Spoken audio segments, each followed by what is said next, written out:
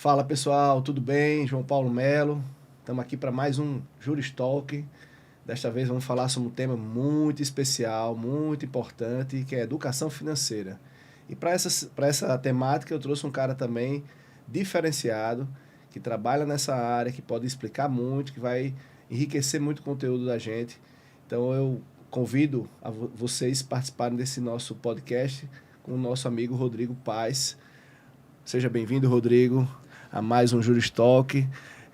Eu sempre começo o Juris Talk falando um pouquinho do nosso convidado. Então, eu queria conhecer um pouco mais do Rodrigo Paes, como é que ele é, de onde ele veio, o que é que ele faz, um pouco da sua história, meu amigo. Legal, meu amigo João Paulo. Eu queria, em primeiro lugar, agradecer a oportunidade de estar aqui junto com você. E eu já antecipo que, assim, por mais que hoje eu esteja nessa função de assessor financeiro, um propósito meu é também trabalhar esse lado de educação. A gente tem vivido, inclusive, alguns momentos pelo Brasil que são pontuais, mas são recorrentes, que precisam muito mais de educação financeira do que qualquer outra coisa. Então, obrigado por essa oportunidade da gente poder conversar, bater um papo descontraído e trazer isso para a sua audiência, para a sua plateia. Massa, meu amigo. Então, conte aí um pouco mais sobre Rodrigo Paes. Quem é esse cidadão? De onde ele veio? Eu estou sabendo de algumas coisas, tenho algumas informações de bastidor, mas eu queria que você nos contasse. Vamos lá. Sua história. Eu acho que a intenção aqui é a gente trazer esse conhecimento, ou compartilhar, na verdade, né, esse conhecimento que a gente tem para esse teu universo dentro do direito, dentro da advocacia. É verdade. E algumas pessoas não sabem, mas eu vim da odontologia. Então, já é uma curiosidade enorme. Hoje no mercado financeiro, mas eu já fui dentista, né? E eu até falo, tem algumas pessoas que já me acompanham desde lá, e me perguntam, poxa, por que dessa mudança, né? O que houve para fazer isso? Eu digo que eu não mudei tanto assim. Eu antes cuidava da qualidade de vida das pessoas através da saúde bucal. Hoje é através da saúde financeira. Então, assim, a gente sempre está próximo, né, das pessoas para tentar ajudar. E hoje eu ajudo por esse lado. Massa. Mas, contando um pouquinho dessa história, eu acho que tem alguns pontos que são importantes até para a gente elucidar na cabeça de algumas pessoas que estão chegando agora no mercado do direito, no mercado de advocacia, e a odontologia tem um lado parecido. Aí eu, como todo advogado, começa o mercado como autônomo. Verdade. Então você já vem lá de trás entendendo que você vai precisar disputar várias batalhas diariamente. E um ponto importante nessa nossa formação, como dentista ou como advogado, é que a gente sai com uma bagagem técnica para começar a trabalhar, mas sai com quase nenhum conhecimento a respeito de gestão corporativa, a respeito de gestão financeira, a respeito de gestão de pessoas. E a própria ideia de empreendedorismo é muito escassa dentro da universidade, né? Ou seja, a gente sai realmente, como você disse, com conhecimento técnico, bem formado, com habilidades específicas, né, de trato na saúde bucal, no direito, mas às vezes sem conhecimento nenhum, não sabe diferenciar, por exemplo, o que é o fluxo de caixa de uma empresa, como deve se proceder. Lucro e faturamento, né? Às vezes não entra. Erros básicos, é verdade. Eu acho que é por aí. E aí você fez o curso de odontologia, me formei e tive que enfrentar um mercado. Eu acabei escolhendo primeiro um lado pelas Forças Armadas, servi o Exército como dentista. Nossa. E aí depois fui para um lado também de dar aula para profissionais técnicos.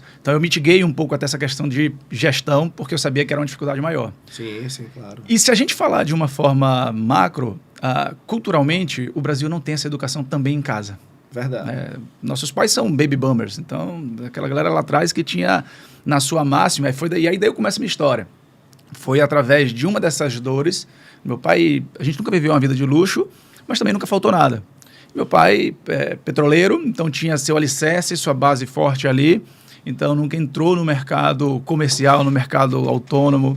Eu escolhi o outro lado, né? Escolhi por esse lado de frente comercial para a gente buscar o nosso espaço. Nesse meio tempo, eu senti que faltava isso para mim. Então, quando eu me formei dentista, eu passei a trabalhar, atendi, digamos assim, a alta renda da sociedade lá em Manaus, lá em Boa Vista, montei clínica em Manaus, montei clínica em Boa Vista.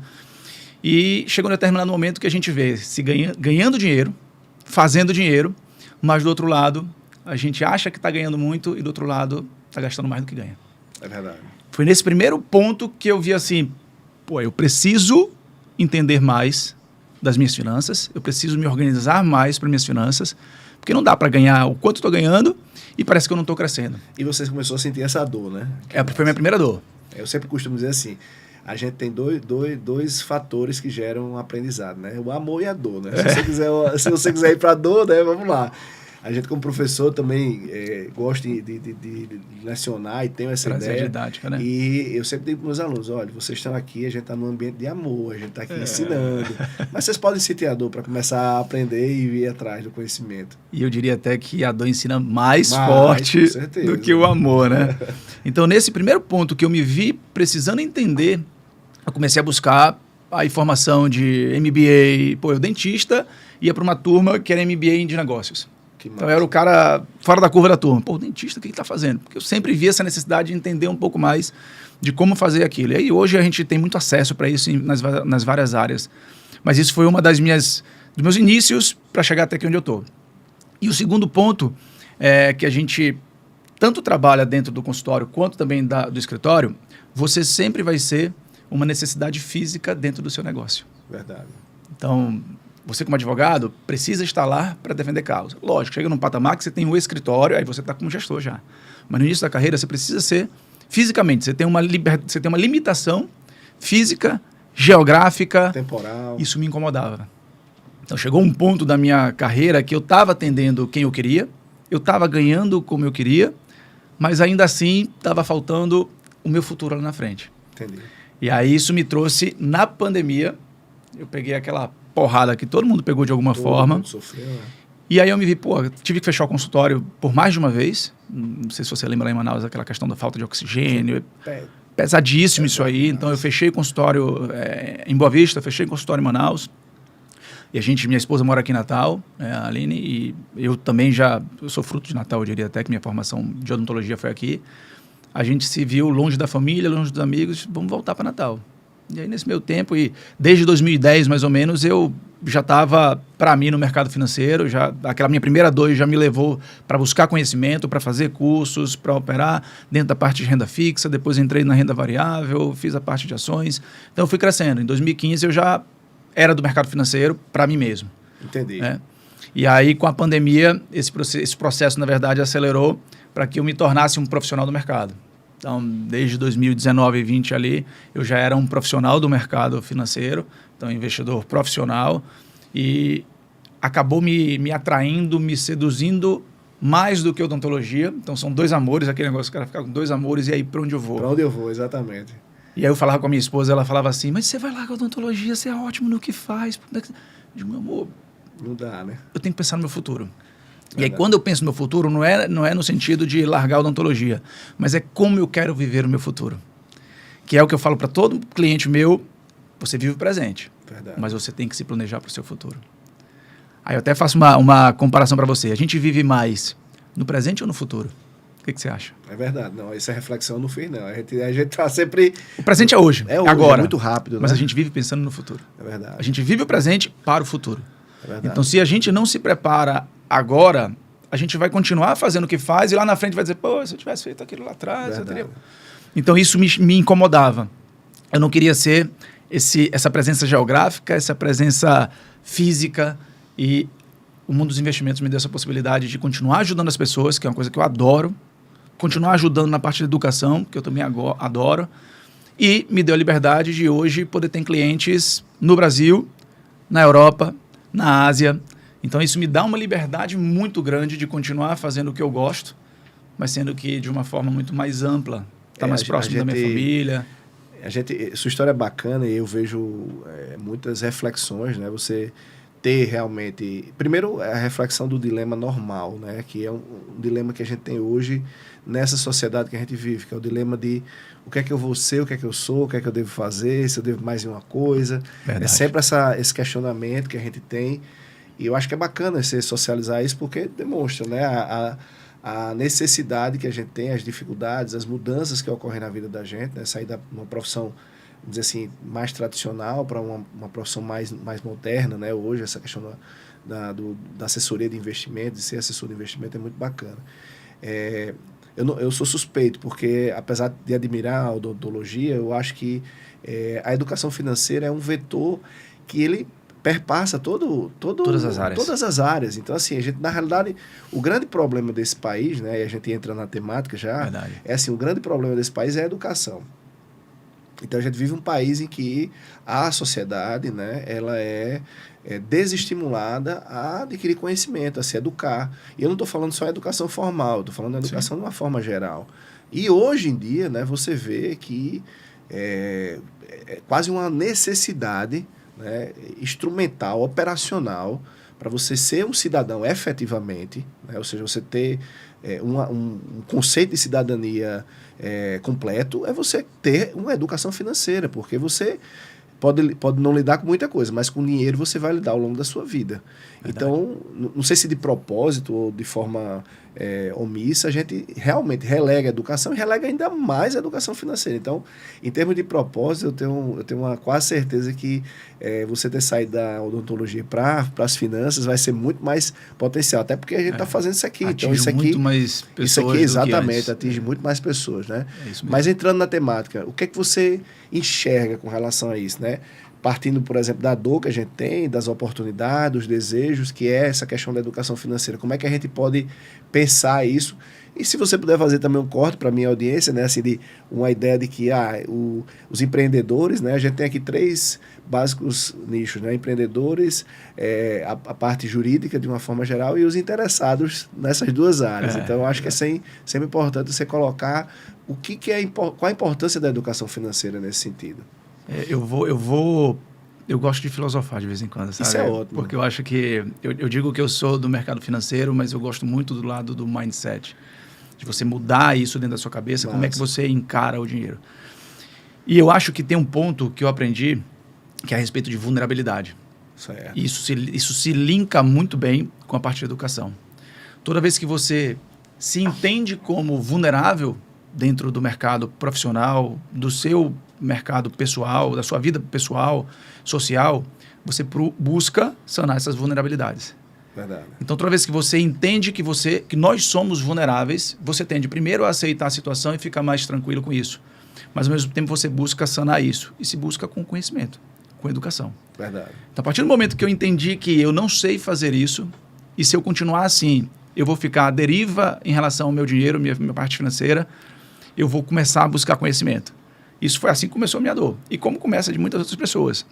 Então, entender essa vulnerabilidade traz para você o início do fortalecimento do seu futuro. Mas só ressaltar isso aí, porque eu acho que você colocou aqui, tem uma riqueza muito grande, né? Uhum.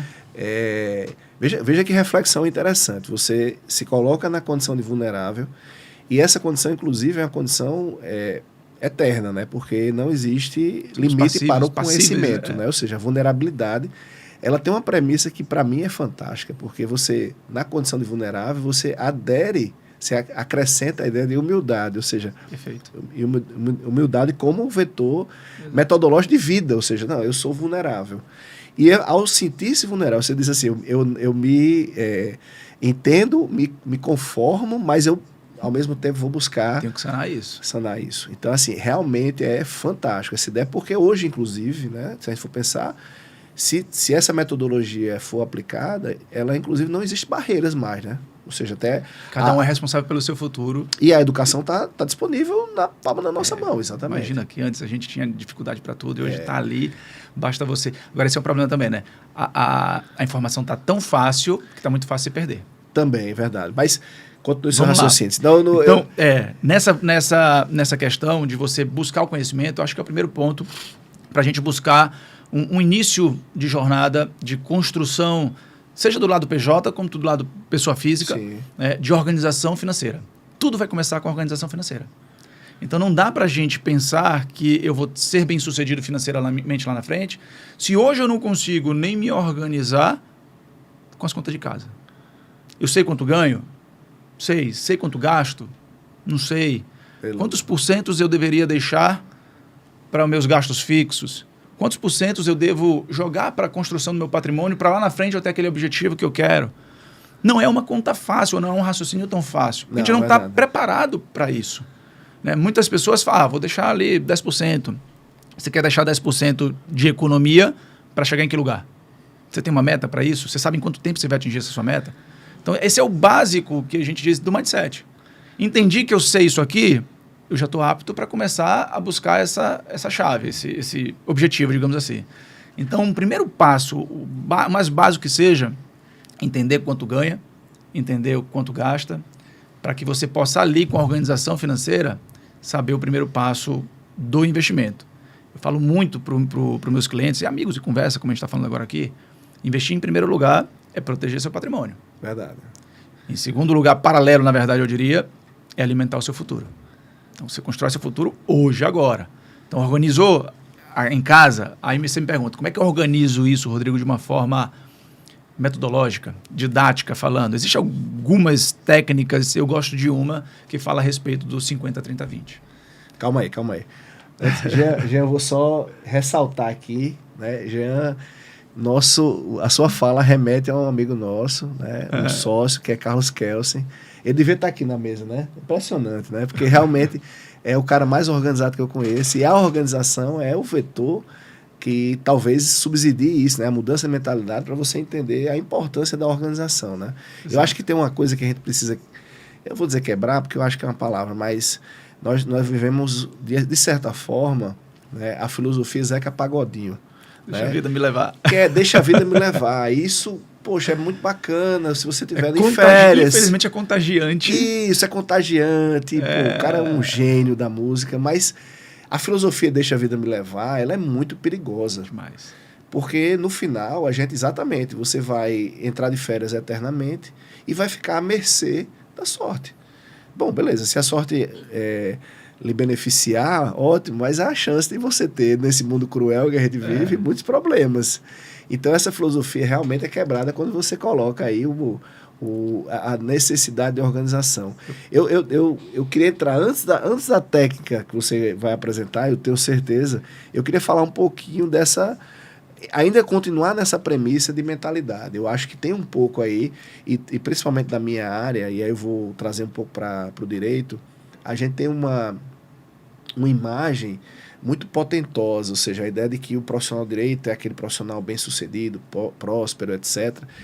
E, obviamente, existem muitos casos de sucesso, mas cria-se uma realidade, aí eu entro em qualquer área, por exemplo, aqueles que estão na área pública, em concursos públicos, e tem aqueles que vão para a área da advocacia, etc., cria-se uma menção a um padrão de vida, uma imagem muito grande. Então, eu queria também que você fizesse essa correlação entre mentalidade, organização e padrão de vida, porque a gente sofre muito isso, né? Ou seja, você é muito fustigado, né, pô, tem um carrão. Acho que vai até caber com isso.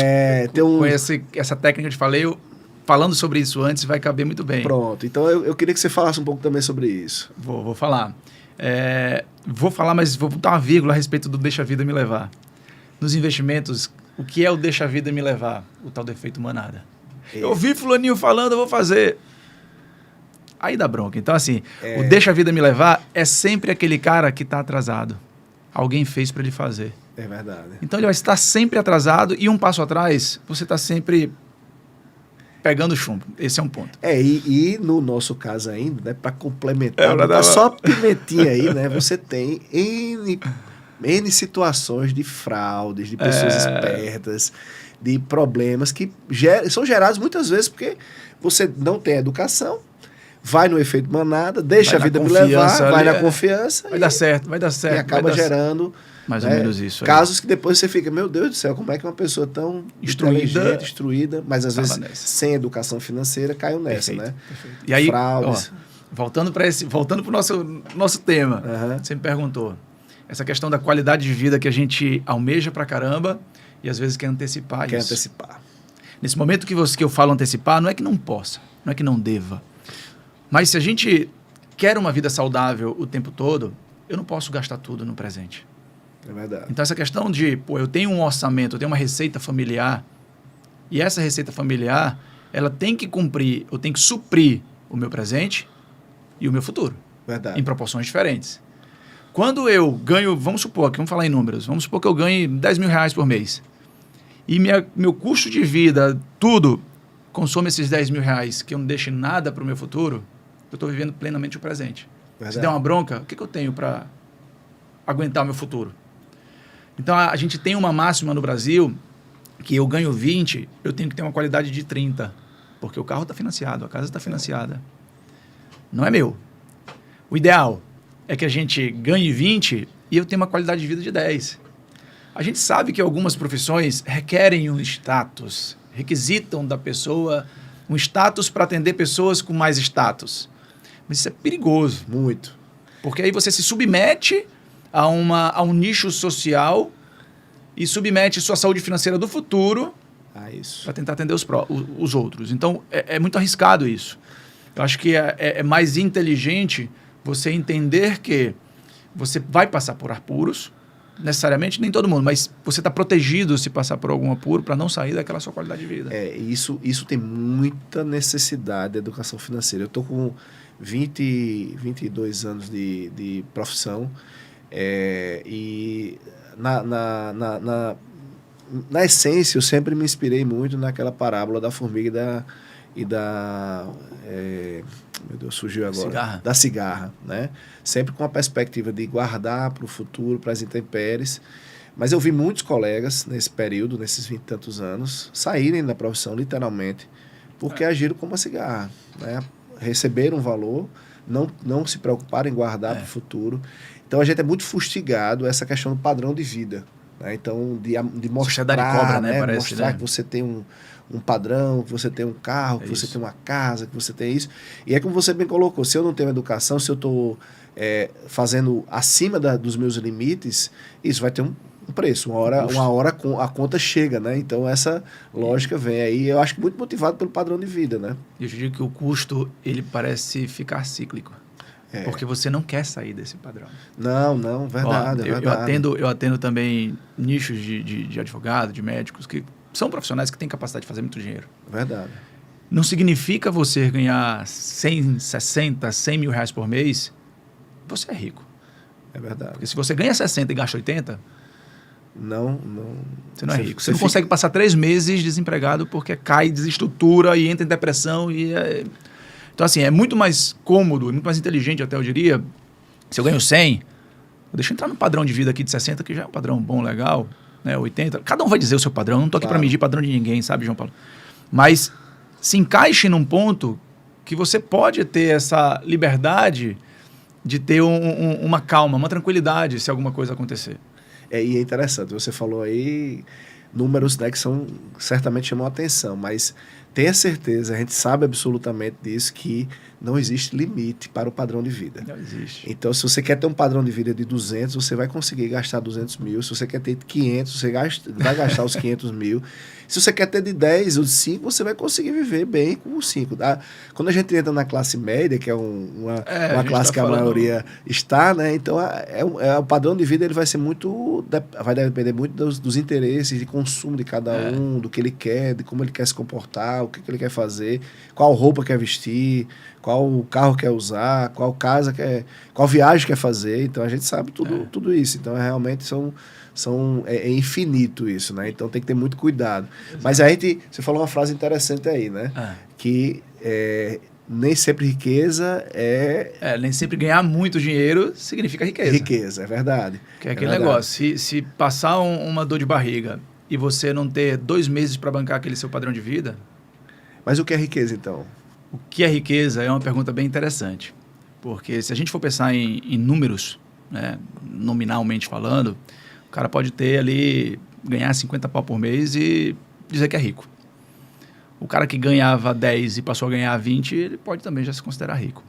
A gente traduz nesse mundo de riquezas, de fato, rico é aquela pessoa que não precisa mais se preocupar com os próximos meses se deixar de trabalhar.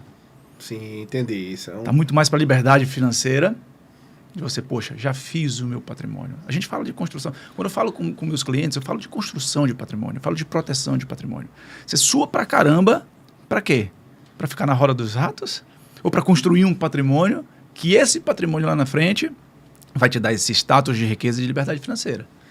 É muito importante, né? Você conseguir colocar, e aí tem toda uma orquestração, até filosófica, né? De liberdade, né? Porque a gente tem uma realidade hoje de muitas pessoas escravas, né, do dinheiro, né? Você criou um padrão de vida para você e para sua família, estabeleceu uma rotina, às vezes, Perfeito. alucinante, né? Eu não vou falar da parte do direito, não, porque eu acho que, no contexto geral, a gente não trabalha muito. Eu costumo dizer que eu aprendi quantas horas tem uma semana com um amigo médico. Ele disse, não, eu trabalho 100 horas, porque a semana tem 168. Eu digo, como assim, né? Porque a gente é acostumado, não é 40, 44, 30, 20. Ele tinha esse número na mesa, porque ele trabalhava em plantões. Né, seguidos, e trabalhava 100 horas. Então, imagine, eu tenho uma qualidade de vida, eu tenho um padrão de vida, mas eu estou escravo completamente desse padrão, né? Dessa qualidade que eu impus. E é como você me colocou, 3 meses, se eu ficar parado, eu não tenho uma reserva de emergência, eu não tenho um patrimônio que possa me subsidiar. Né? Então, eu já escutei também, né, uma palestra uma vez, e o cara dizendo exatamente isso. Ó, liberdade é o propósito da riqueza. Um dos, né? Claro, tem outros propósitos, a gente sabe disso. Sim, individualmente tem. Mas a liberdade é um grande propósito, porque você vai gerar aí uma possibilidade de você ter autonomia, de você administrar melhor seu tempo, de você cuidar mais de você. Fazer projetos que gosta na essência. Dinheiro é bom, lógico que é maravilhoso. Exatamente. Mas... Cuidar dos filhos, sair mais, viajar. Enfim, ter uma qualidade de vida a partir da liberdade financeira. Eu acho que tem que fustigar isso, porque no final, Rodrigo, também é aquela ideia, né? Muita gente confunde, né? A gente tem uma sociedade que não tem essa filosofia da riqueza como um vetor de estímulo, né? Normalmente a gente tem no rico aquela pessoa que não vamos dizer assim, que não foi abençoado, ou que não deve ser cultivada, como em outras filosofias e outras realidades você tem isso diferente. Uhum. Mas é muito bacana realmente. Então, em números é aquele cidadão que consegue criar um patrimônio para situações futuras, não é isso? Ou seja... Vou jogar um pouco para o lado do investidor, do autônomo ali. Como é que ele deve começar a carreira dele pensando no patrimônio? Vamos jogar numa régua da vida, uma outra filosofia que eu gosto do mindset, né? Quando a gente começa na régua da vida, você começa na graduação, no mercado de trabalho. Graduação, se formou, você está ali no mercado financeiro cheio de vontade de trabalhar, mas não tem dinheiro ainda. Verdade. Então, você está disposto a tudo. Então, nesse momento, você quer trabalhar, você tem gás para isso, você se sobrecarrega de trabalho. Tudo bem, tranquilo, é o momento certo para fazer isso. Sendo que se você não usa o próximo passo, que é agora eu sou uma referência, agora eu tenho mais dinheiro e agora eu posso me organizar de uma forma diferente. Então, estou no segundo momento, digamos assim, numa régua da vida, que a primeira foi de acúmulo, a segunda agora é de acelerar esse crescimento do patrimônio. Se você não cuida disso no presente, você não chega nem nessa fase de aceleração. Porque você está gastando tudo aqui, ó, no acúmulo. Você está trabalhando cada vez mais e sustentando esse ritmo de vida, esse status que você tem, e você não passa em uma próxima fase que você agora não tem mais tanto gás assim, mas tem capacidade de construir um patrimônio. E o terceiro seria da manutenção, né, desse teu patrimônio construído. Ou seja, agora eu já estou num patamar melhor, posso me dar o luxo de trabalhar menos porque eu construí esse patrimônio. Verdade. Não, isso não é a regra, isso não está escrito na pedra. Porque ao longo da vida, isso pode acontecer, esses ciclos.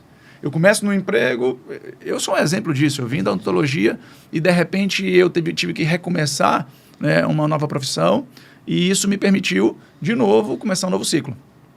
De sair, tracionei e agora tornando uma referência, dando aula para formar novos assessores. Né? Então, isso faz diferença no mercado. A gente precisa entender em que momento da vida a gente está. O primeiro é acumular. De que forma? Do início. A gente tem quanto mais cedo, melhor. Quanto mais cedo, melhor. E começar do jeito certo. Fazer dinheiro direito. Certo. Eu queria que você me desse, aí até para aproveitar esse momento, né? Não como uma consultoria financeira gratuita, não, mas para a gente começar a socializar. Algumas técnicas, né? Eu acho que são importantes. Aquela lá que a gente falou, né? Exatamente. A gente entender, beleza, eu já tenho a noção de que eu preciso mudar a minha mentalidade, eu já tenho a noção que eu preciso ter realmente gastar menos, ter um padrão de vida menor do que aquilo que eu ganho. Mas o que é que eu faço para poder chegar efetivamente a essa liberdade tão almejada, essa liberdade financeira, né? Primeiro passo. Tem que dar o primeiro passo, né? É verdade. E qual é o primeiro passo que eu falei no início, lá que a gente conversou? Organização financeira. Uma forma de você se organizar financeiramente é justamente através de uma técnica que a gente fala dentro da educação financeira, que é o 50-30-20. É você entender que da sua receita, 100% da sua receita, 50% você usa para o seu custo fixo, para o seu gasto recorrente.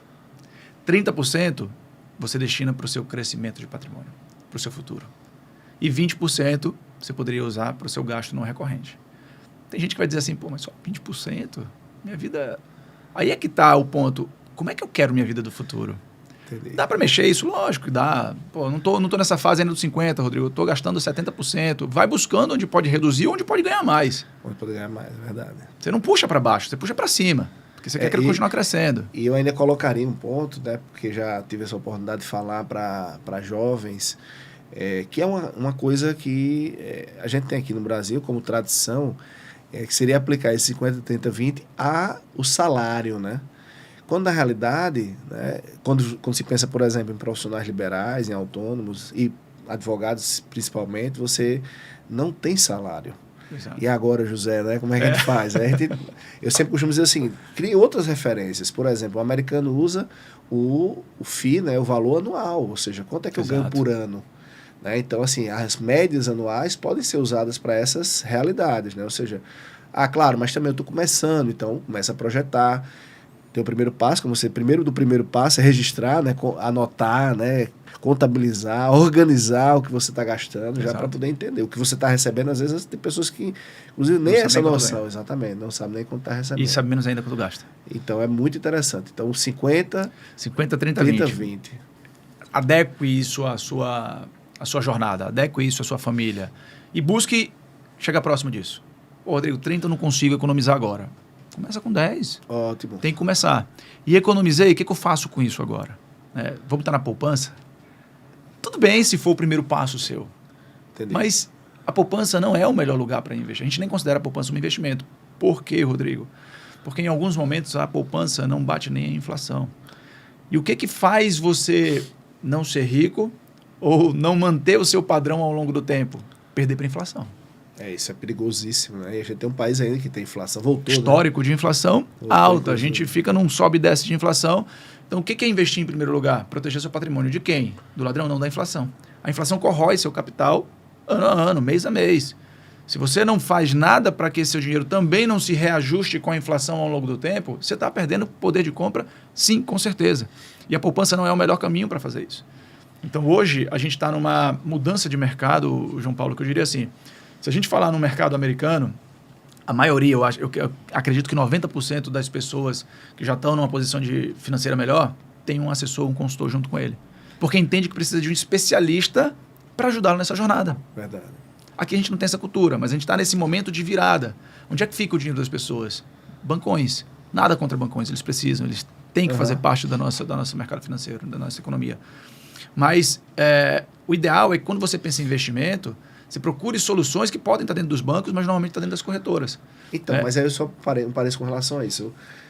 Isso é um problema nosso que volta ao ciclo da educação. Né? Eu digo sempre o seguinte, um dos grandes desafios, uma das grandes áreas do direito, né, que eu acho, e no mundo afora é a área mais predominante, é a área de prevenção ao conflito, ao problema. Né? Então, as formações internacionais, elas são formações em compliance, formação em prevenção de conflitos, formação em negociações, em mediações, em arbitragem, em algo que realmente não está dentro daquela lógica tradicional da briga judicial. E a gente não tem, por exemplo, a cultura de procurar o advogado antes do problema. Então imagine, né? Ou seja, a educação também não está para isso, né? Você vai pegar, por exemplo, a própria odontologia. Você vai ver, por exemplo, muitos pacientes indo para o consultório já quando o problema já está absurdo. Então, assim, a educação vai nesse sentido, né? Então, outro conselho, outra técnica, né? Procure quem sabe mais, porque, de fato, o profissional que estudou mais, ele vai ajudar de forma mais assertiva em mercados mais complexos, né, em situações mais complexas que requerem realmente a intervenção do profissional. Muito bacana isso. Então, eu acho que é por aí técnica mesmo. 1, essa está aprendida. Técnica 2 também.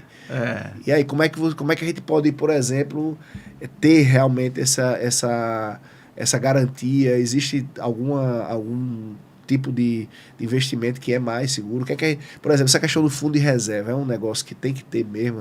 Começa por aí. Você tocou num ponto bem importante agora. Entendi meus gastos, entendi minha receita, sei usufruir isso da forma adequada agora, vou buscar o investimento. Por onde começa? Reserva de emergência.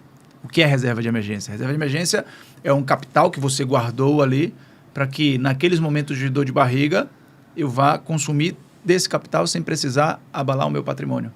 Dilapidar, de repente, um imóvel, vender um carro, porque eu preciso daquela grana. A gente está falando com advogados que são autônomos. Tem meses que são maravilhosos, entram os processos que pode vir na casa dos 7 dígitos, 6 dígitos, né, que a gente fala. Mas tem meses que pode não entrar nenhum processo. E as contas continuam iguais. Então, para o autônomo, ele precisa se preocupar e muito com isso. Eu diria que, se a gente for falar em reserva de emergência, numa média geral, a gente fala que são 6 meses do que custa o custo de vida fixo daquele cidadão. Meu custo de vida fixo é 15 pau por mês. Você precisa ter 6 meses de 15 mil reais somados para você ter sua reserva de emergência. E aí, nesse caso, onde é que a gente colocaria essa reserva? Né? No colchão ou debaixo do na colchão, poupança? Poupança é um caminho melhor do que o colchão. Melhor do que o colchão, Mas existem outros meios tão seguros quanto que sejam melhor que a poupança? Existem. Então, eu não vou falar de produtos porque eu acho que não é essa a intenção, né? Nem de estratégia no sentido de eu estou certo, não sou a voz da verdade. Mas a gente tem que pensar, assim, que quando a gente fala de reserva de emergência, eu estou falando em um fundo ativo que seja, que ele é líquido e que, no mínimo, ele esteja dando aquilo que eu te falei, proteção da inflação. Ótimo. No mínimo. Se a poupança, por exemplo, não está dando proteção da inflação, você está perdendo dinheiro no meio do caminho. Então, busque fundos ativos que tenham pelo menos uma proteção da inflação e, se rentabilizar alguma coisa a mais, melhor. No pós-fixado, por exemplo, a gente está tranquilaço, porque o Brasil é um país de juros positivo e que os juros normalmente estão acima da inflação. Porque os juros é o remédio da inflação. Uhum. Então, esse é um dos caminhos que a gente usa e é um dinheiro de fácil acesso. Muita gente se engana que a reserva de emergência é o dinheiro de fácil acesso, você consegue num D mais zero no mesmo dia e fica usando isso como caixa. Não é, o investimento é aquele dinheiro que não vou mexer, aquilo é para crescer. Entendi. Esse é um ponto importantíssimo. Feita a minha reserva de emergência, que pode ser de 6, 9, 12 meses... Vamos falar que a gente tem um advogado que seja, de repente, um concursado do Ministério Público. Esse cara tem uma estabilidade financeira diferente de um cara que é apenas advogado liberal. Então, assim, o concursado, ele pode se permitir de ter uma reserva de emergência de 6, às vezes o cara é muito arrojado, de 3 meses. Mas o cara que é liberal, ele tem que começar lá dos 12 meses. Agora eu já tenho uma previsibilidade, montei uma carteira adequada... eu vou conversar com o meu assessor para ver se a gente consegue reduzir isso para 6. E aí ele vai ajustando. Não tem nada cravado na pedra. Tem muito mais uma leitura. Por isso que eu falo para os meus clientes que investir não é ir atrás de produtos. É entender o momento de vida para buscar as soluções para aquele momento de vida. Verdade. Esse é o primeiro ponto. Quem conversa com o assessor e o assessor diz assim, esse CDB é muito bom, esse debênture aqui é maravilhoso, tem esse fundo que está... Peraí, que momento de vida você está? Você está acumulando, você está protegendo? Porque, por exemplo, você que tem 22 anos de mercado... Eu tenho certeza que você começou de um jeito, você, num momento da vida, ficou estável, procurou expandir. Nessa hora que você procura expandir, montar o teu escritório que é lindo ali, você precisou ficar conservador. Você precisou, não posso perder dinheiro agora. Agora eu estou estruturando isso aqui tudo, isso vai ser meu ativo para o futuro, não posso arriscar meu dinheiro. Você sai da posição de sofisticado e vai para uma posição de conservador. Verdade. E tudo bem. E daqui a pouco o negócio girou, começou a entrar grana para... Poxa, Rodrigo, agora eu posso colocar essa parte aqui para buscar mais rentabilidade.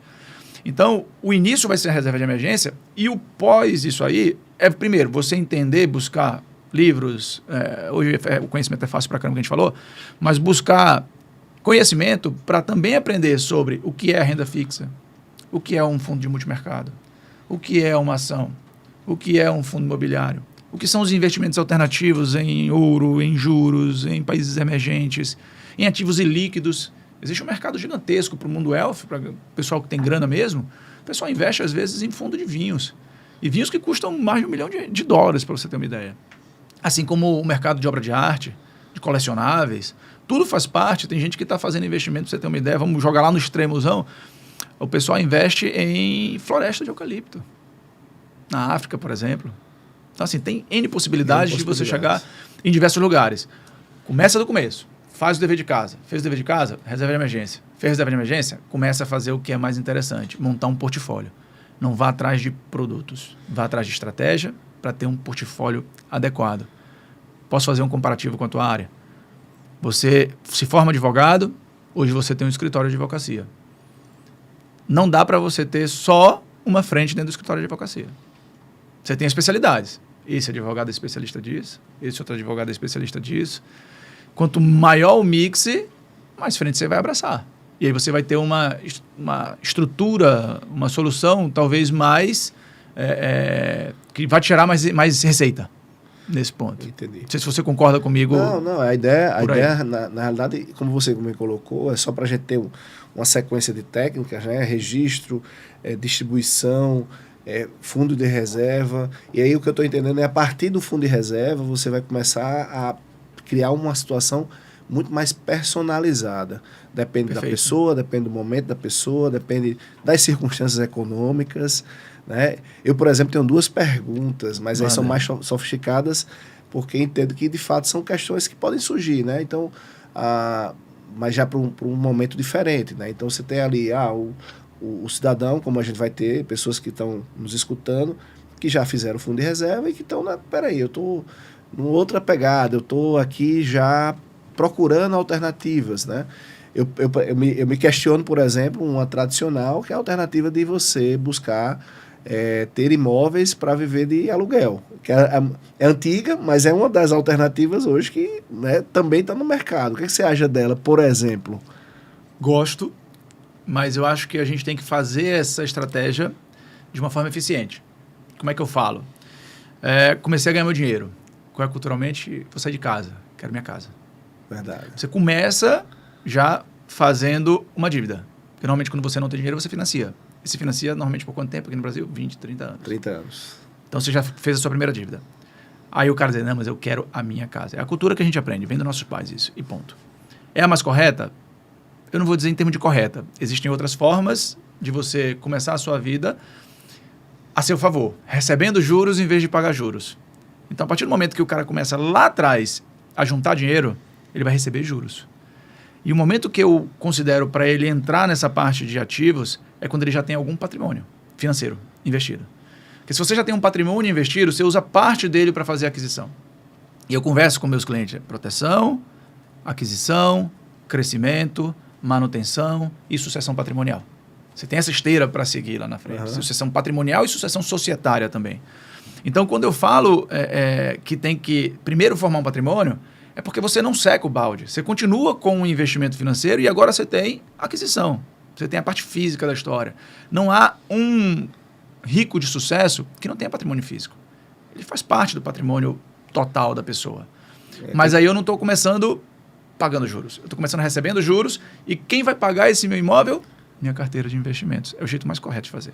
Quando você cria dentro dos seus investimentos um fluxo de caixa que alimente os seus objetivos, as suas metas, os seus sonhos, os seus desejos, ai, meu amigo, você está no jeito certo sua qualidade de vida está aqui com o seu trabalho, sua carteira está mantendo e atingindo os seus objetivos, comprando imóveis, etc. e tal. O imóvel tem a vantagem também dessa questão da alavancagem, né? Ou seja, você consegue alavancar bem, né? Às vezes você consegue comprar bons imóveis e ter realmente um retorno.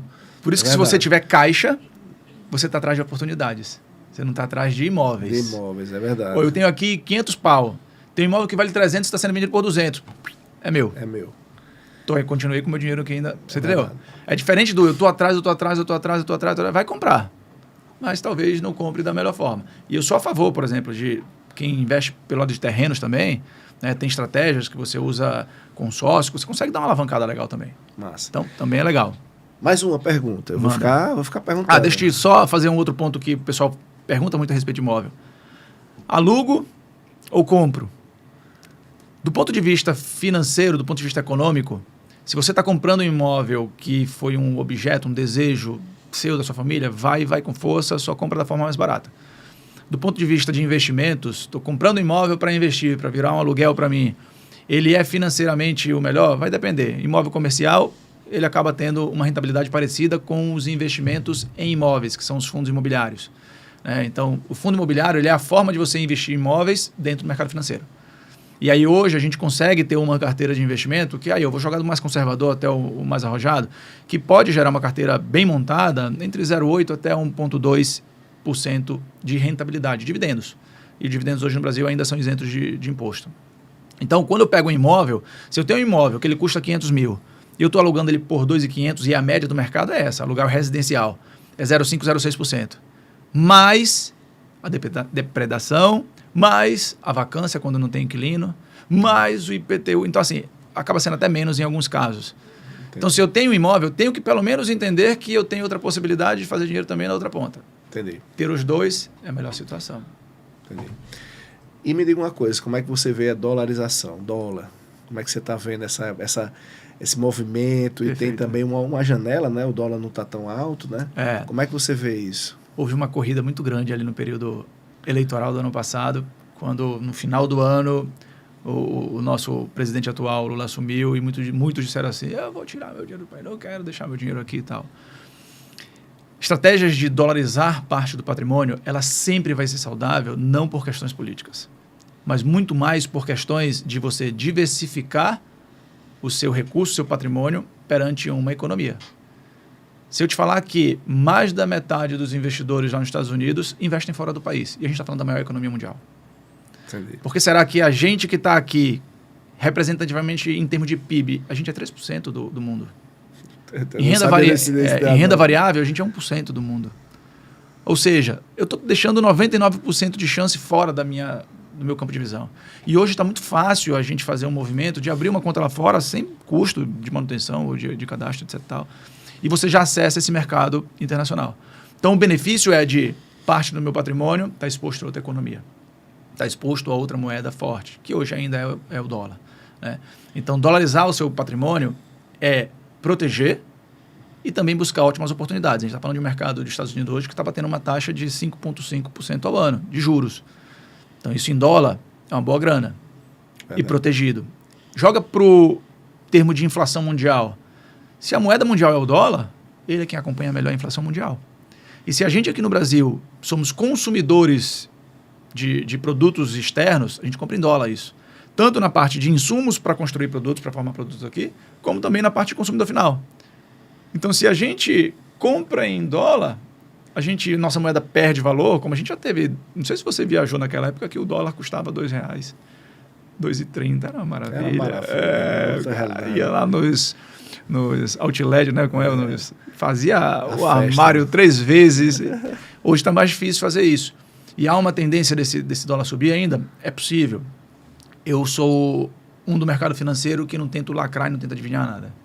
O mercado pode ir para um lado ou para o outro. Verdade. Uma simples guerra mudou todo o cenário. Uma simples pandemia, que não é simples, na verdade, mudou todo o cenário do jogo. Tudo, é verdade. Então, assim, diversificar é importante, eu diria até que é indispensável. E aí nessa peça, eu vou abusar, viu? Estou abusando. Hoje estou aproveitando aqui exatamente pelo conhecimento que você tem.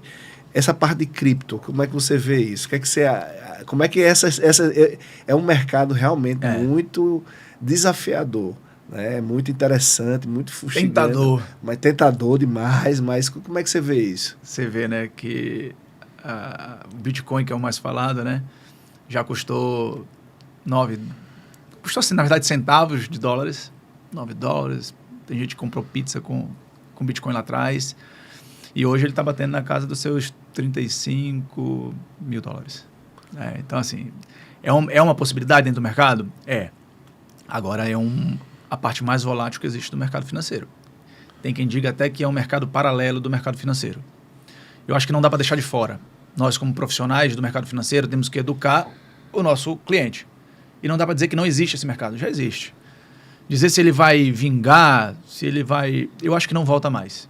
Eu acho que é uma coisa que ficou, ainda não está muito desenhado como ele está sendo usufruído. E ele acaba sendo mais uma parte especulativa, mas que algumas outras criptomoedas já estão dando a sua cara em termos de benefícios para o mundo. Que a ideia da criptomoeda, o que é? É descentralizar, né, o dinheiro. O dinheiro não pertence a uma política imposta por um determinado governo. E aí você tira desse meio campo várias burocracias que ganham dinheiro nessa meio da... Exemplo, compra de um apartamento que a gente está falando. Você tem que ir no cartório, você tem que ir no corretor do meio. Hoje o mercado de criptomoedas já está falando em tokenização de imóveis, que eu compro uma parte do seu imóvel sem precisar ter corretor, banco, cartório. É muito massa isso. Mas está muito minucioso. Quando a gente fala de projetos do criptomoeda, é um mundo gigantesco, João Paulo. Impressionante. Quando a gente fala de investimentos, aí entra mais aquela questão do trade e aí tem que ter muito cuidado. É verdade. É verdade até porque realmente é um mundo muito complexo, não deixa de ter a sua complexidade, sua importância. Eu acho que o grande ponto hoje é a gente poder falar com tranquilidade que é já um ativo financeiro, né? Então, isso não tem, acho, mais dúvida, não. Teve no começo, tinha muita discussão, hoje eu acho que não tem mais dúvida. Aí, mas que é muito complexo, é. Para mitigar, e a gente sempre fala em mitigar risco, justamente porque a gente não quer expor e perder o que a gente conquistou. Quer se expor esse mercado? Vai devagar. A orientação que a gente dá, entre 1% e 3% do seu patrimônio total. É, exatamente. E estude muito. Muito, verdade. Estude muito. Não quer se expor tanto? Já existem fundos hoje dentro de corretoras que trabalham com criptomoedas. Com cripto, né? E aí você está delegando o seu dinheiro. Eu estou na criptomoeda? Estou, mas eu estou delegando para quem sabe fazer isso para mim. É o jeito mais correto para ser feito. É o jeito mais seguro para quem quer participar do mercado, mas não entende como funciona. Porque, em primeiro lugar, você precisa abrir uma conta numa exchange. A exchange são as corretoras do mundo da cripto. Você precisa entender que essas exchanges, às vezes, estão fora do Brasil. É verdade. Seu dinheiro vai ter que ficar preso numa cold wallet, numa espécie de pendrive, vamos simplificar, né, também, ou numa conta numa nuvem. Então, assim, tem alguns... A gente está falando para um público que, lógico, tem percepção e inteligência para entender, mas... Educação financeira não está todo mundo... Eu acho nesse caso aí, eu vou fazer um gancho, eu acho nesse caso eu precisaria entender um pouco mais da Aquavero. O que é que a Aquavero pode me ajudar com relação a isso? Já que ela é nossa patrocinadora desse podcast também, o que é que a Aquavero pode trazer como benefício para que as pessoas possam realmente conhecer a empresa, conhecer o que é a Aquavero, qual é o objetivo da empresa, enfim. Falar um pouquinho da Aquavero, hoje a gente está falando de uma empresa de soluções financeiras. Então, esse é um primeiro ponto. E como eu falei, eu olho para o meu cliente sempre pensando na proteção, na aquisição, no crescimento, na manutenção, na sucessão e assim vai. Então, eu penso ele como um todo. Quando a gente fala de mercado financeiro, é gigantesco as possibilidades. Como você falou, a gente falou, o mercado financeiro está em todas as áreas e em todos os momentos da vida das pessoas. Então, a gente trabalha dentro desse mercado há mais de 10 anos com experiência. Hoje, nosso principal sócio é o BTG Pactual, na parte de investimentos. O BTG Pactual é o maior banco de investimento da América Latina. Se a gente considerar esse título, ele já vem ganhando todo ano há 10 anos. É um banco que começou, na sua essência, há 39 anos atrás, focado em alta renda, né, no eixo sul-sudeste. Hoje, ele já está se permeando, digamos assim, o Brasil todo. E é uma estrutura que eu falo para meus clientes. Aqui a gente consegue montar junto com a Aquavero. A gente tem uma estrutura magnífica em termos de time, vamos falar assim. Eu tenho um time focado em investimento, eu tenho um time focado no lado corporativo, eu tenho um time focado na parte de proteção, eu tenho um time focado na parte de mercado de capitais, eu tenho um time focado na parte de asset, de investimentos, de gestão de patrimônio, big fortunas, isso tudo a gente consegue atender. Nossa. Parte offshore, então a gente também trabalha essa lado da carteira. O entendimento do cliente, e aí eu acho que a Aquavero entra muito bem nisso aí, é que primeiro passo a gente trabalha o cliente tentando entender ele. Todo mundo deveria fazer isso, né? Mas infelizmente não acontece nessa essência. Então a gente olha o cliente, entende ele, escuta. Num processo precisa ser assim, né, João Paulo? Verdade. Ou você escuta e quando o cara esconde alguma coisa, dá bronca lá no meio do caminho. Lá na frente, exatamente. Então numa conversa com o seu assessor, o seu consultor, ou você confia no cara para que ele possa te conduzir da forma correta, e ele sempre vai te conduzir apresentando propostas. Você pode ir por aqui, assim, assado. Massa. Quer ir, não quer ir. E aí a Aquavero, ela faz isso com muita expertise. A gente tem um NPS, um Net Promoter Score, isso é um índice de avaliação do cliente, que ano passado a gente ficou na média ali de seus 97%, hoje a gente está em 95%, 96%, então é um nível de satisfação altíssimo. Isso dá muito orgulho para a gente, porque a gente consegue atender o cliente em todas as suas frentes e em todos os seus níveis, digamos assim. A gente atende desde o cara que está começando ali até o cara que está já nadando de braçada e querendo estruturar e querendo diversificar offshore e etc e tal. Então, esse é um lado da Aquavero que eu deixo à disposição até aqui. Quem lhe perguntar, se quiser passar o contato aberto para a gente poder conversar, para a gente ajudar.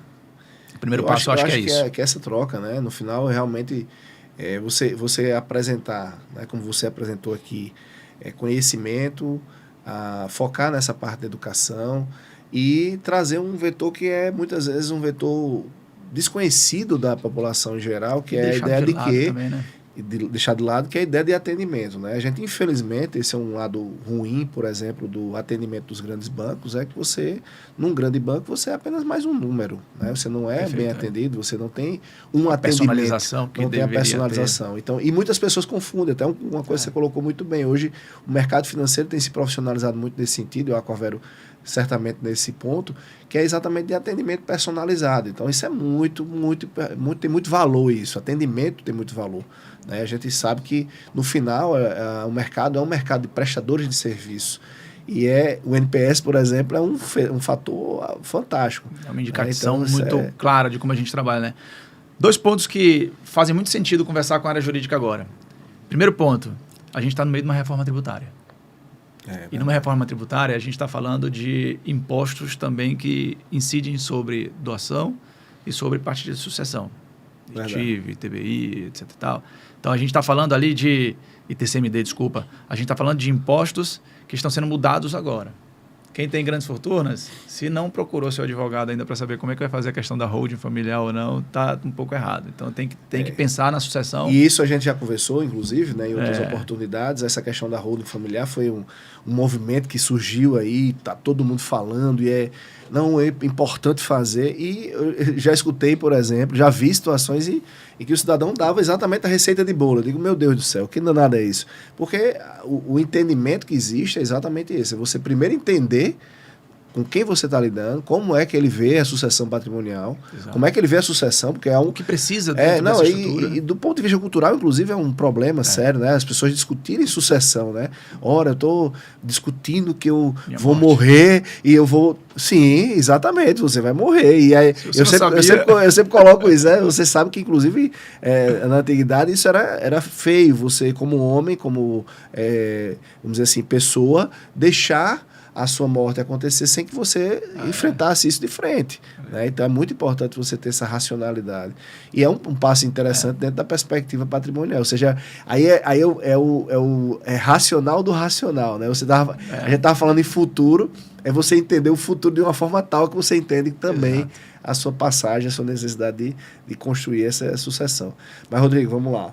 Eu já tenho hoje... material suficiente para fazer 2, 3 ou 4 lives com você, 4 podcasts com você. Então, a ideia, na realidade, agora é que a gente faça os preparativos finais. Você tem a oportunidade aqui de falar para o pessoal o que você quer, um recado, alguma coisa. E eu, de antemão, já agradeço. Eu sei que realmente é importante a gente estar sempre conversando sobre isso.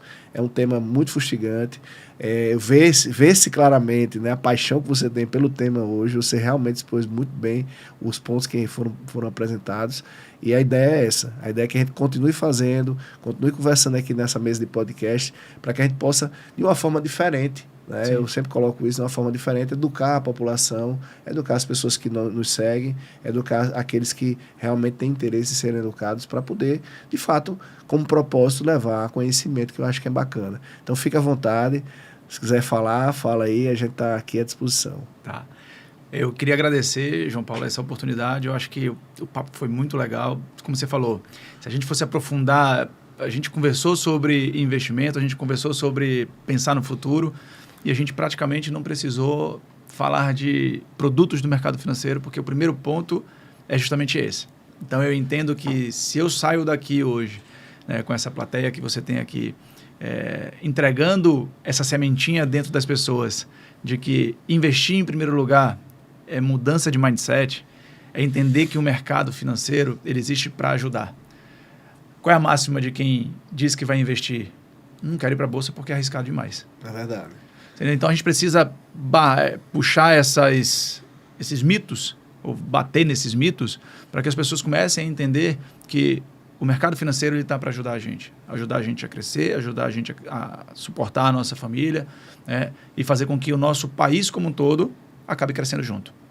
Tem um fato que eu falo para os meus clientes, que quando você investe, principalmente quando você está investindo em crédito privado, você está investindo no desenvolvimento do teu país. Né? E se você investe de forma consciente, você consegue participar disso ativamente. Então, a semente que eu queria deixar aqui é justamente essa. Saiam daqui ou terminem esse nosso podcast entendendo que a educação vai transformá-los mais à frente. A educação financeira vai transformar num patamar um pouquinho acima. Então, tecnicamente, se você é bom, você consegue, digamos assim, manusear ou gerir seu dinheiro adequadamente, vai ser uma consequência do seu sucesso financeiro também. Então, o primeiro passo que eu queria, nessa primeira live que a gente está fazendo aqui, nesse primeiro bate-papo que a gente está fazendo aqui, é justamente isso. Começa do básico e tem muita coisa para acontecer lá na frente. Obrigado, meu camarada. Massa demais, massa demais. Muito obrigado mais uma vez. E aí, como vocês viram, né? Terminamos mais um podcast. Peço a vocês que sigam lá o nosso canal, deem um like, ou façam suas colocações. É sempre importante receber os feedbacks, né? Então fica aí mais uma dica, mais um ensinamento, e a gente se encontra numa próxima oportunidade. Até mais.